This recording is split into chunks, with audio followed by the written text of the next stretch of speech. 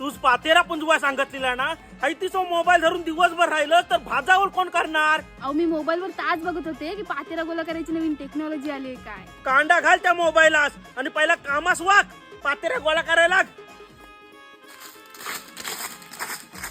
तुझा परत चालू झाला.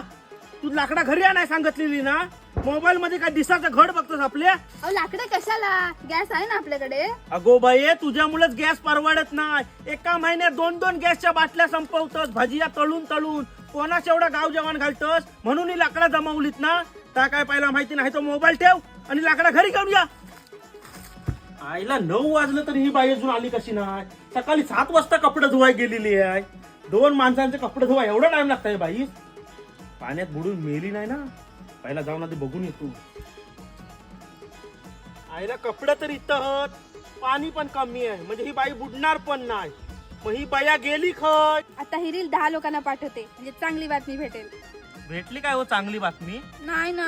कपडा धुवायचं सोडून इथं मोबाईल वर काय करतं? अहो इथे नेटवर्क चांगला आहे. सकाळी 7 वाजता घर सोडलेली बाई ना तू, 9 वाजला तरी तुझं घरी पत्ते नाही. पहिला तो मोबाईल बाजूस ठेव, कपडा धु, घरी येऊन जेवण कर, नंतर काय त्या कर. समजलं काय?